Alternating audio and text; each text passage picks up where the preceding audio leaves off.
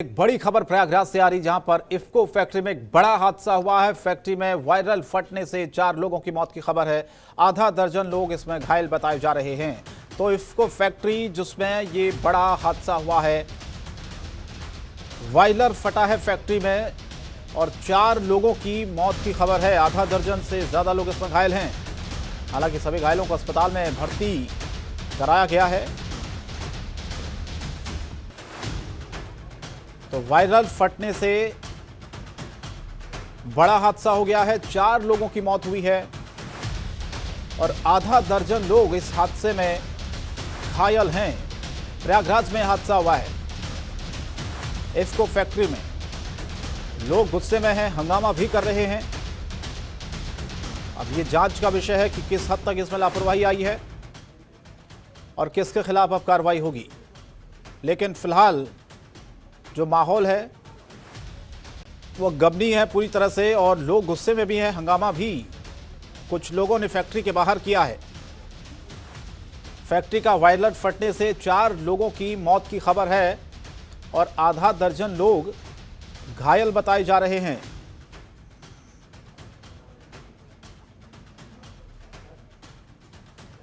तो प्रयागराज में यह हादसा हुआ है। हालांकि सभी घायलों को अस्पताल में भर्ती कराया गया है, लेकिन सवाल फिर वही कि हादसा हुआ कैसे, वजह क्या रही, क्या कोई लापरवाही थी जिसकी वजह से इतना बड़ा हादसा हो गया, 4 लोगों की मौत हो गई। अमित हमारे संवाददाता फोनलाइन पर जुड़े ज्यादा जानकारी के लिए प्रयागराज से। अमित, हादसे की वजह क्या रही इसमें और 4 लोगों के मरने की खबर सामने आ रही है इस पूरे बड़े हादसे में, क्या और अपडेट है आपके पास? फूलपुर में इफ्को का प्लांट है और इससे पहले भी यहाँ पे कई घटनाएं हो चुकी हैं। बात करें तो इससे पहले 2020 में अमोनिया गैस का रिसाव हुआ था, जिसमें भी 2 अधिकारी की मौत हो गई थी। और आज जो घटना हुई है तो ये कई सवाल खड़े करते हैं, इस तरह की घटनाएं अगर बार बार उसी प्लांट में होती हैं। जी, क्या अभी शुरुआती तौर पर कोई जानकारी मिल पाई है और कितने लोग इस पूरे घटना में घायल हुए हैं और क्या कोई लापरवाही भी किसी हद तक सामने आई है?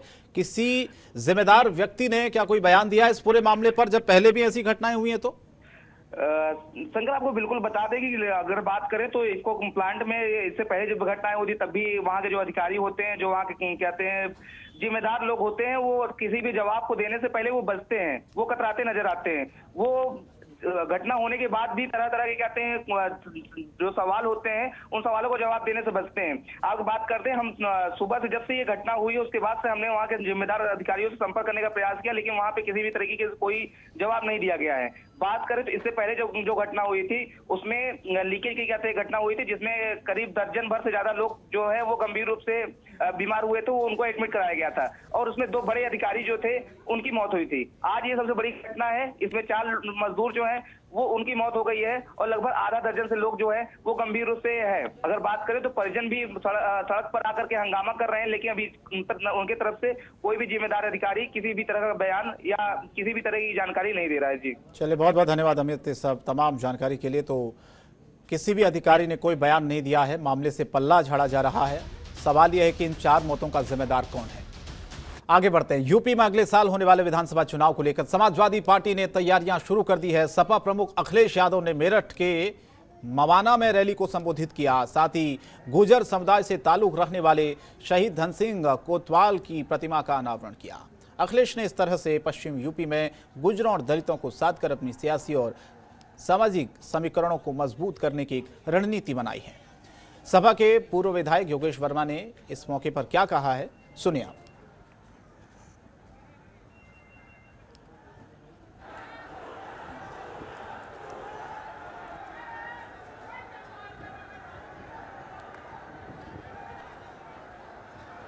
तो समाजवादी पार्टी ने पूरी तैयारियां की हुई हैं 2022 विधानसभा चुनाव को लेकर।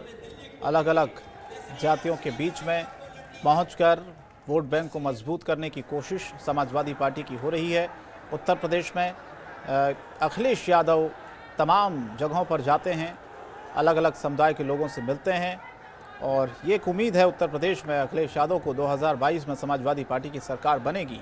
लेकिन दूसरी तरफ अगर बात की जाए योगी सरकार की, तो सीधे सीधे भारतीय जनता पार्टी उत्तर प्रदेश में हमेशा से कहती रही पिछले 4 वर्षों में कि दोबारा से सरकार उत्तर प्रदेश में भारतीय जनता पार्टी की बनने जा रही है। ऐसे में अखिलेश यादव भी खूब पसीना बहा रहे हैं और ये कार्यक्रम था मेरठ में, जहां पर अखिलेश यादव पहुंचे हुए थे।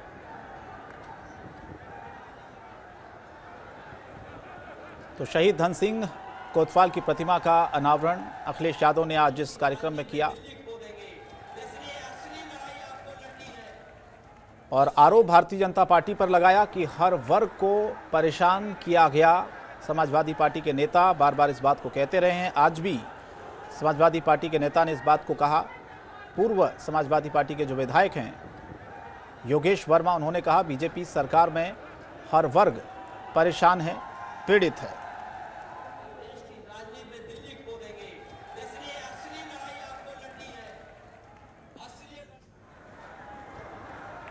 तो 2022 की जंग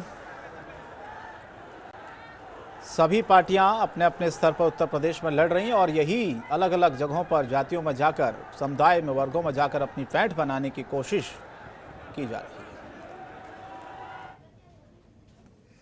है। जिला है ये कोरोना काल के बाद में प्रदेश की सबसे बड़ी क्या नाम है ये प्रोग्राम है।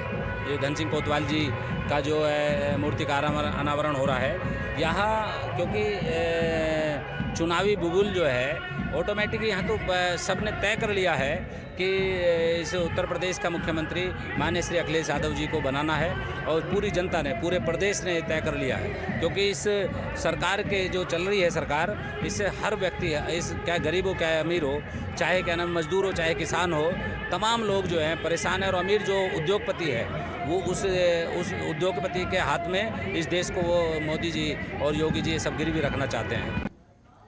और प्रदेश में योगी सरकार के 4 साल पूरे होने के मौके पर प्रदेश भर में कई कार्यक्रमों का आयोजन किया जा रहा है।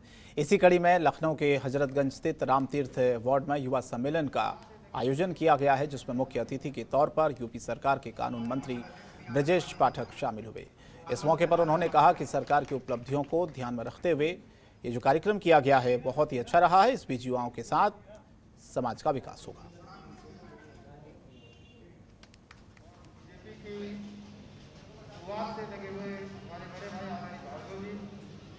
हमारे मंडल अध्यक्ष श्री आनंद पांडे जी का आंगन मैदान में स्वागत करें।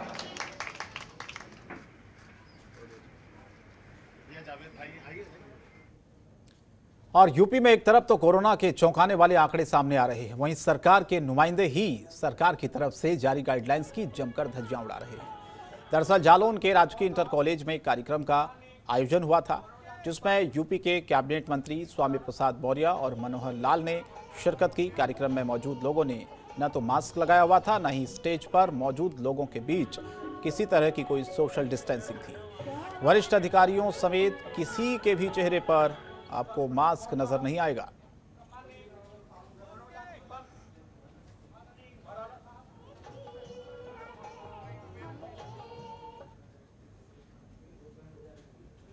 और पीलीभीत की कोतवाली पूरनपुर क्षेत्र के मोहल्ला कायस्थान में युवक की फांसी लगाकर आत्महत्या करने का एक मामला सामने आया है, जिसमें मृतक राहुल के पिता ने कोतवाली पूरनपुर में एक तहरीर देकर मुकदमा लिखवाने की मांग की, लेकिन पुलिस ने मुकदमा नहीं लिखा, जिसके बाद परिजनों ने मृतक के शव को लेकर कोतवाली का घेराव किया और जमकर विरोध किया। साथ ही लोगों ने पुलिस पर मुकदमा न लिखने का आरोप भी लगाया। मृतक के परिजनों का कहना है कि पड़ोस के ही रहने वाले युवकों से परेशान होकर युवक ने फांसी लगाकर आत्महत्या की।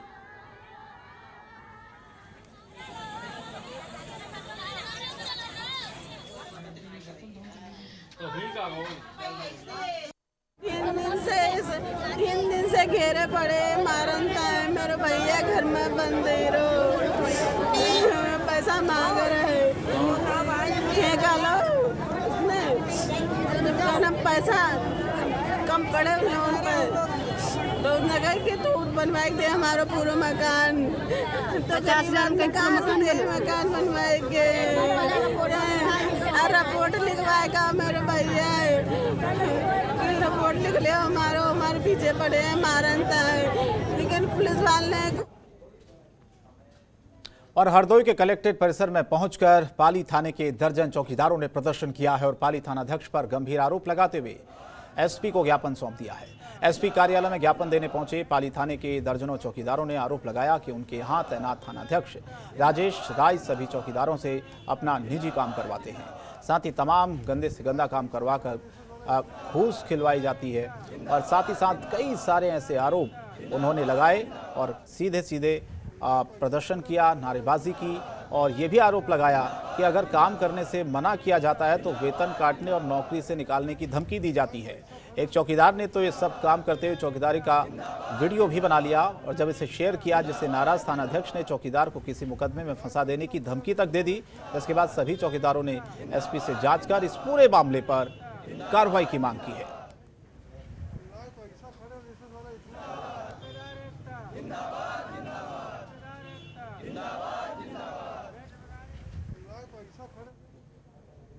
और मेरठ के थाना सदर बाजार क्षेत्र में एसपी सिविल ड्रेस पहनकर होटलों में छापा मारने निकले। ये छापेमारी की कार्रवाई रोडवेज बस स्टैंड के पास की गई है। इसी दौरान एसपी कस्टमर बनकर एक होटल में गए। होटल मालिक एसपी को पहचान नहीं पाया और इसी दौरान एसपी ने चेकिंग में पाया कि एसी बॉक्स के अंदर अवैध शराब रखी गई थी, जिसे एसी बॉक्स तोड़कर निकाला गया। पुलिस ने मौके से पहुंचकर 5 आरोपियों को गिरफ्तार किया है। साथ ही 5 से 10 पेटी अवैध शराब भी जब्त कर ली है। फिलहाल पुलिस ने होटलों में ताला लगा दिया है। एक होटल में ताला न मिलने के चलते पुलिस ने होटल के गेट पर ही ताला लगाया है।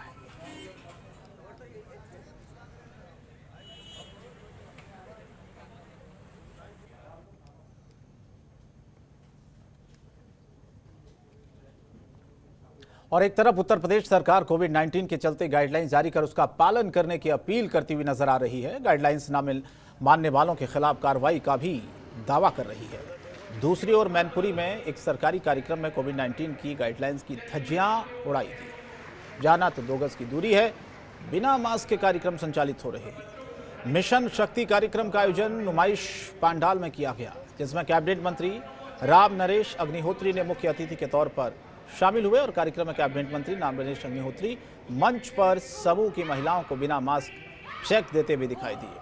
जब कैबिनेट मंत्री और जिला अधिकारी कोविड-19 की गाइडलाइन की धज्जियां उड़ाएंगे तो सवाल ये उठता है कि आम जनता पर लागू की गई कोरोना गाइडलाइनों को कैसे पालन करवा पाएंगे।